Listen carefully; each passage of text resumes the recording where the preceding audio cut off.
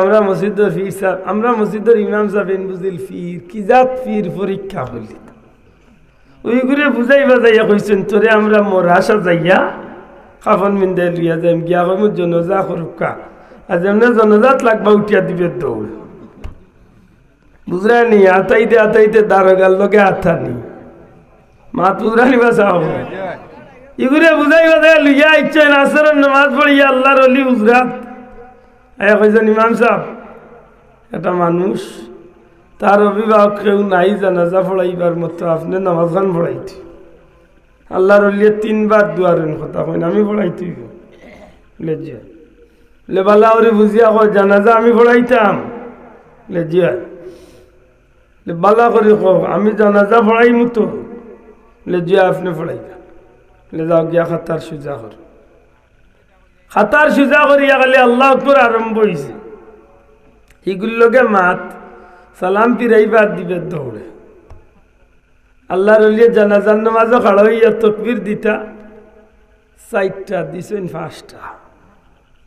জানাজার তকবীর কয়টা হ্যাঁ আর বা তকবীরাতি নাই যাব 4 তকবীর তো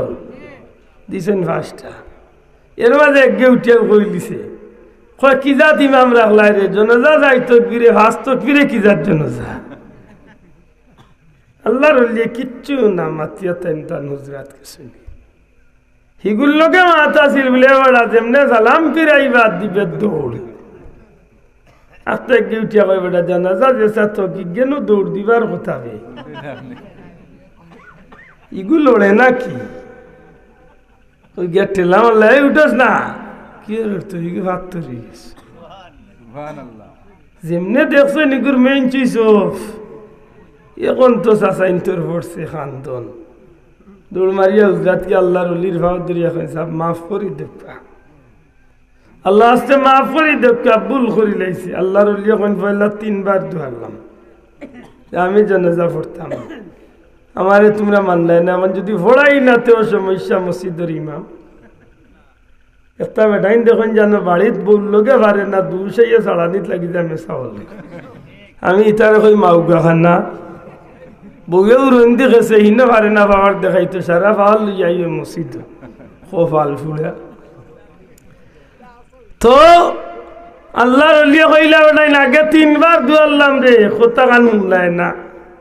আমারে উঠিয়া কইরা জানাজা পড়ানি উচিনি না বাস্তব ফিরে পড়াইছি আমি যখন দেখছি বাধ্য হইয়া জানাজা পড়াইতেই হইব তখন আমি ভয়লা তকবীরে কইছি আল্লাহ গুর খাম খান বাট্টে করিলাম অর্থাৎ দিগু শেষ বাদে 4 তকবীর দিয়া হাসাকুর নামাজ আদায় করিস সুবহানাল্লাহ ইন্দু বেটা লইয়াইছে খাটল খাটলর ভিতর খাইয়া খালি গাছ গাঞ্জিয়া গাছ বরিয়ার এমন জুইতে মিলাইয়া আনছে যে বুঝবার কুদরত নাই আল্লাহর ওলির গেছে ইয়া কইছে আপনার গাছে খাটল ধরছি পয়লা করে খাটলটা আপনার কত হুয়াগ আল্লাহর ওলিয়া খাটলর বাদি যাইয়া কইলা ওটা হাসাও আমার লাগে নিলে যে এতে কাম করে বাঙ্গিলা খাইলাই তার মনে মাঝে তুইয়া যাইব কি বাদে এমন খুলবা হালো গাছ পাই যান আল্লাহর ওলিয়া হলোর চৌক আমরা আল্লাহ খান তো জি এই জমিনে বান্দা যখন আল্লাহর গুলাম বনি যায় তখন এই চৌকি গুণ আল্লাহর কুদরতি চৌক বনি যায় সুবহানাল্লাহ আল্লাহর গুলাম যখন আল্লাহর গুলামের জিন্দেগি কবুল করাইলা তখন ই আতিকান আল্লাহর কুদরতি আত হয়ে যায় সুবহানাল্লাহ হাদিসে কুদসি ইয়াদ দি ধরে নি আল্লাহর বান্দা যেন ধরছে আল্লাহর কুদরতি আত দি সুবহানাল্লাহ আমি একটু পরে এই সাইডে যাই আর আল্লাহর ওলিয়া কইল ওটা বাঙ্গস না খাটল হয় জুরি গো এখন না বাদে খাইবে এখনো ফাকছে না তার মনে মাঝে তুইয়া যাই নাকি বাদে নু কইলা না রে বাবা কি গেছে বাং আল্লাহর ওলি লইলা বইলা কিছু মানুষ লিয়া বইলা খানি হাসাও খাটল বাংলো বাঙ্গিয়া দেখে ইয়ে লম্বা লম্বা মুখ কইলা রে বেটা খাটলর জাত তো বড় বালা বেটা খা তাই ন খাইলা লগে কিছু মানুষ খাইলা হেবেটো খার খাটল মনে মনে করি কিতা করলাম সারা খাটল খাইরা ঠিকও খাইরা তার মুখ দিয়ালে খালি ছাগল খান মুরা এবার ইটা খরচ করে খাটল খাইতেই জিভরা দি বাড়ি আছে হুজুর গাছ গাছ লাগে এখন গাছ লাগতো ওখানে কাটলো রুয়া খাইয়া গাছ হারাইছে ডিভা দিছিলে হেতকুই কার মনে হয়েছে কইতো জায়গা তওবা করিয়া কলিমা পড়িয়া মুসলমান কেরামত আলী জনপুরি রহমত আল্লাহ ইতারে এমন ক্ষমতা দিছা এই জমিনের মাঝে আল্লাহর গুলামি করতে করতে আল্লাহর গুলাম যখন আল্লাহর নৈকট্য হাসিল করিলে তখন এই মানুষের কথা আর হাত দুনিয়ার মানুষের স্বাভাবিক অবস্থায় থাকে না এই মানুষের কথা হাজের দাম বাড়ি যায় এটা আল্লাহর কাছে যখন দাবি করিয়া বইন আল্লাহ ইখান তার গুলামর দাবিরে পূরণ করিলে সুবহানাল্লাহ যে মাথানো লাগছিলাম জানি না আমি বুঝাইতাম পারমু কিনা পয়লা আমি কইছিলাম আপনারা দয়া করি মনইয়া থাকলে হোকা যে এই জমিনের মাঝে কুরআন শরীফ ওলি আল্লাহ আছেন এই কথাগান আমরা প্রমাণ আছে না নাই মাতকা আছে না নাই দুই নম্বরে কইছিলাম যে জমিন অন্য নবীর উম্মতের ওলি আল্লাহ দিলেও বালা না দিলেও বালা মুহাম্মদুর রাসূলুল্লাহর উম্মতের মাঝে কেন ওলি আল্লাহ দিলা এই নবী ইলা শেষ নবী আর এই নবীর দিনের গুরু দায়িত্ব কিয়ামত পর্যন্ত হক্কানি আলিম আর ওলি আল্লাহ রসুলের ইসলাম প্রচারটা ওইতে আছে কিয়ামত পর্যন্ত ওইতে থাকবো জুড়ে কই সুবহানাল্লাহ এলে বাদেও দেখে কই ওলি আল্লাহ নাই তার লগে আমরা কিচ্ছু মাথারও দরকার নাই কারণ বাবা তুই তোর যে পথ দর্শত হওয়াই দি তুই মোর গিয়া তুই না অনেক বাসা কথা ঠিক না ঠিক না আমার ভাই হল বন্ধু হল রাসূল আকরাম সাল্লাল্লাহু আলাইহি ওয়াসাল্লামের পবিত্র হাদিস শরীফের মাঝে অসংখ্য ওলি আল্লাহর ইঙ্গিত পাওয়া যায় সুবহানাল্লাহ নবী সাল্লাল্লাহু আলাইহি সাল্লামের উম্মতর এই উম্মতর মাঝে যেন আল্লাহর মকবুল বান্দা হল দুনিয়ায় আইবা আল্লাহ রাসূলের অসংখ্য ইঙ্গিত হল দিয়া গেছেন কি সুবহানাল্লাহ আপকা আমারে বিষয় দিয়েছেন ওলি আল্লাহর শান বা আউলিয়া کرامের শান ওলি বা আউলিয়া শব্দের অর্থ কিটা ওখান বুঝিলে শান বুঝা সহজ আগে আমি এনে বইয়া কইছি যে ওলি এক বচন বহু বচনে আউলিয়া ওলি মানে একজন আউলিয়া মানে আল্লাহর বন্ধুগণ বা আল্লাহর অলিগণ না কিটা চাব ওলি শব্দের শাব্দিক অর্থ হইল বন্ধু আল্লাহ আস্তে জবান খুলিয়া মাত্র অলি শব্দের অর্থ কিতা যদি অলি শব্দের অর্থ বন্ধু হয়ে থাকে তাইলে আউলিয়া শব্দের অর্থ হইল বন্ধুগণ মাতকা সাব অলি শব্দের অর্থ যদি বন্ধু হইয়া থাকে তে আউলিয়া শব্দের অর্থ হইল বন্ধুগণ ওলারাই কথা কান অলি শব্দের আরেক অর্থ হইল অভিভাবক দয়া করে হোক অলি শব্দের আরেক অর্থ কিতা অভিভাবক অভিভাবক বুঝেন তো জিম্মাদার ও বাচ্চার অভিভাবককে বলে তার বাপ ও বাচ্চার অভিভাবককে তার চাচা মাতুই না অলি শব্দের আরেক অর্থ হইল পথ প্রদর্শক আল্লাহ আস্তে মাতুকা অলি শব্দের আরেক অর্থ কিতা পথ প্রদর্শক যেমনি ভাবে এক বচনে এই বিষয়টা স্পষ্ট ব্যবহার করা যাইব ঠিক তেমনি ভাবে বহু বচনে আল্লাহর মকবুল বান্দাগুলোর ক্ষেত্রে এই বিষয়গুলা তিনটা শব্দ প্রয়োগ করা যাইব সুবহানাল্লাহ ওলি আল্লাহ যিনি আল্লাহর বন্ধু ওলি আল্লাহগণ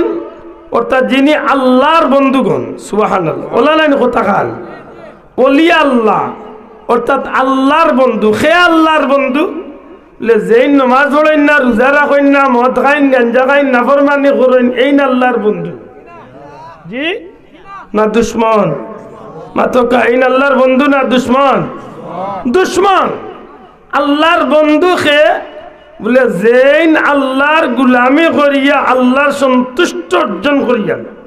আল্লাহর সন্তুষ্টি অর্জন করিয়া আল্লাহর নৈকট্য হাসিল করিলাইছেন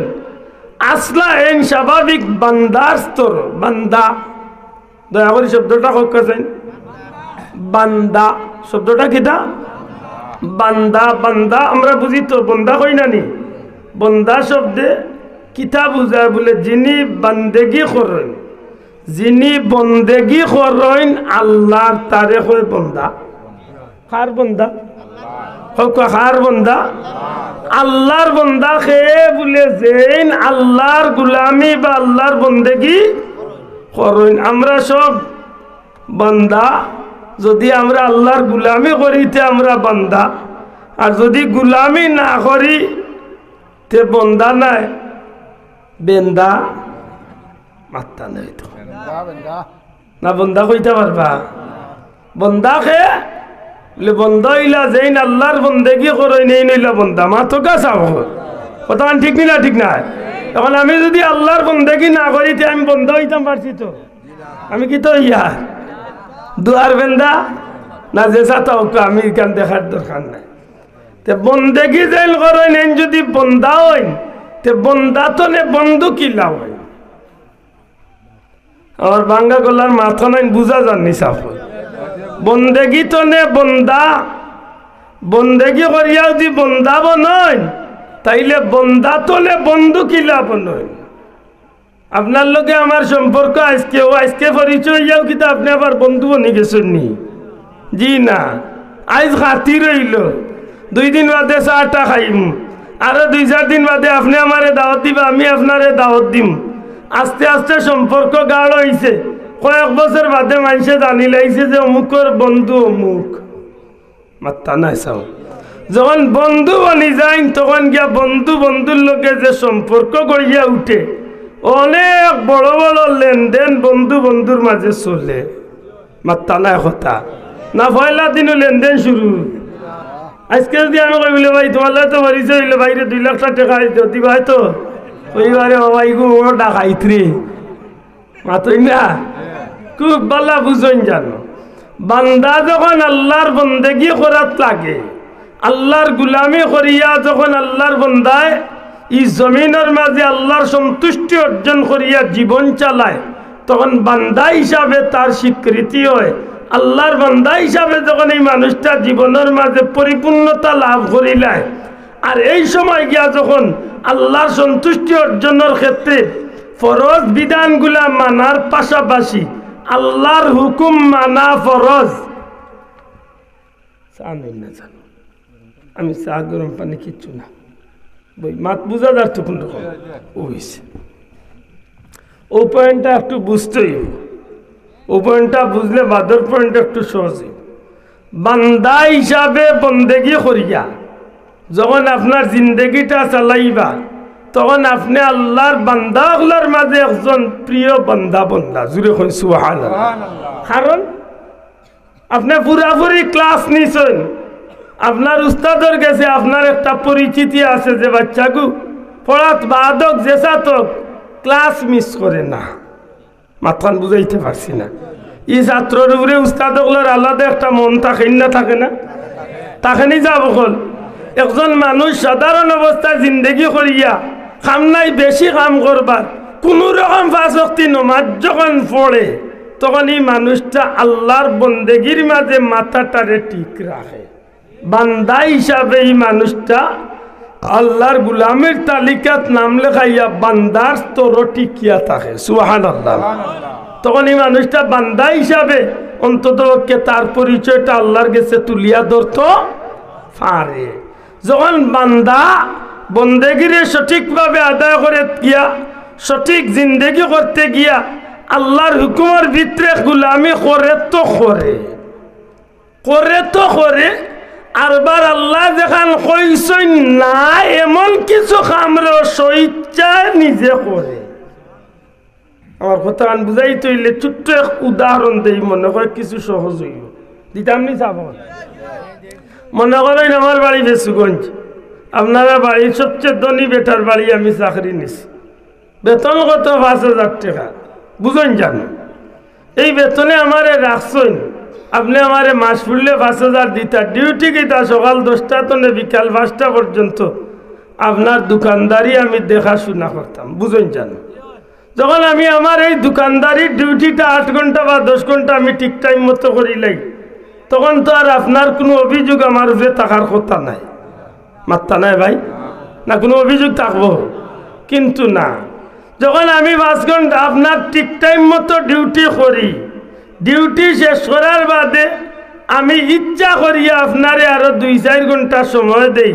যে হইও তো গিয়া খাইতাম, চক্কর দিতাম, তে আরো আড্ডা মারতাম, আমার মালিকরে একটু সময় দেই। এখানে গিয়ে আপনার মনোভাব আমার উপরে ভালো হইব না খারাপ হইব? দয়া করি মাতো কোয়া। দোকানদারি যাওয়ার কথা আমি 10টার সময়, কিন্তু না, আপনার গুমত হইয়া আমি সকাল 8টা তনে গিয়া আপনি দোকানে যাইবার আগে দোকানে পরিষ্কার করিয়া সুন্দর করিয়া পরিবেশ ঠিক করিয়া আমি বই থাকি, যে আমার মাজন আইয়া আনলে দোকানের বিক্রি শিখিয়া আরম্ভ করব। আপনি আমার কিন্তু কইছেন 10টার যাইতাম, আমি 8টা তনে গিয়া যখন ডিউটিটারে সুন্দর করে পালন করি, তখন আপনার মনটা আমার উপরে বালা না খারাপ? জি বুঝেন জানো, যখন বালা ওর এক সময় আপনার বাড়িত এক আত্মীয় স্বজন আইসেন, কুটুম আইসেন আপনার বাড়িতে, আমি আপনার কোনো কাম করার দায়িত্ব আমার খান্দন নাই, কিন্তু আমার বিবেকও আইছে যে আমি ও বেটার গরো খাইয়ার, ও বেটার গরো চাকরি করিয়ার, এক কাম করি শুনছি কালকে বেটার গরো মেহমান আইতা, হো বাড়ির ফতনে একেবারে বাড়ির চাইরো গেলা সুন্দর করিয়া জাড়ু উড়ু দিয়া হুরিয়া সুন্দর করিয়া বাড়ির আঙ্গিনা অঙ্গিনা পরিষ্কার করিয়া ফুলর গাছ চোতারে সুন্দর করিয়া রাখিয়া আমি যদি একটু পরিবেশ সুন্দর করিতে, আমার মালিক আমার উপরে খুব বেজার হইবা। জি যত সময় যার খালি মালিক আমার উপরে কুশ না বেজার? মাতো কোয়া কুশনি, মাশাল্লাহ কুশ, বুঝেন জানো কুশ আইচ্ছে ওটা করতে করতে 11 মাস গিয়া ঈদ আই হয়েছে, সারা রোজা মাস আপনার লগে ডিউটি দিছি, ওভার টাইমও দিছি, কোনো বেতন নাই, এমনি সাথ দিছি। দেওয়ার বাদে ঈদের খালো কইছি, চাচা আমি ঈদের খালো বাড়িতে যাইতাম না দেব, এবার আপনারও ঈদ করবো। আমার আম্মা কইছেন ঈদের 5 দিন বাদে একলগে 10-15 দিনের লাগে বাড়িতে যাইতাম। ইকানো নিয়ে আপনি কইবান দূর বেড়া বাড়িতে যাওয়াই না চাই ঈদ করবে, আপনি রাগুক করবানি না কইবা বলে ভালো হয়েছে রে বাবা ঈদ খানো নখর নাকি দা ঈদর খালো আপনি আমার বেতন তো দেখুন দিবা, আর আপনার লাগান যদি বিবেকমান মানুষ হইয়া থাকে, আপনার সারা ঘরের লাগি 50,000 টাকার কাপড় চোপড় লইবা, আমার লাগি গেঞ্জি লঙ্গি কিচ্ছু লইতা নাই, মাত্তা নাই, মাতো খা লইবালি, আমি খোয়া লইবা, জি আমি কইয়া দিলে লইবা না আপনার বিবেকতনে লইবা? হ্যাঁ আমারে খালি বেতন দিবা না ঈদর বোনাস হিসাবে আরো 2-4 টাকা খুশিয়া দিবা? মাথান বুঝুন জান লাখুর কত হইল, আমার ডিউটি সকাল 10টা তনে বিকাল 5টা, ওখানে ঠিক মতো টাইম করিলে আমার চাকরি ঠিক আছে, আমি চাকর, আপনি মালিক ঠিক আছে, মাত্তা নাই চাকর। আমি যদি আল্লাহর গুলামির জিন্দগি করতে গিয়া হালাল হারাম বাঁচিয়া চলিয়া 5 ওয়াক্তি নমাজ খান ঠিক মতো দিয়ে আমি পড়ি লাই, তে আমি গুলাম হিসাবে, আল্লাহর গুলাম হিসাবে আমার নাম ঠিক আছে। আল্লাহর দিয়ে আমার কথা বুঝিয়া তাহলে একটু ঠিকঠাক কোন জানো, আমার গুলামিতে আমার নাম ঠিক আছে নি, আমি বান্দা ঠিক আছে নি?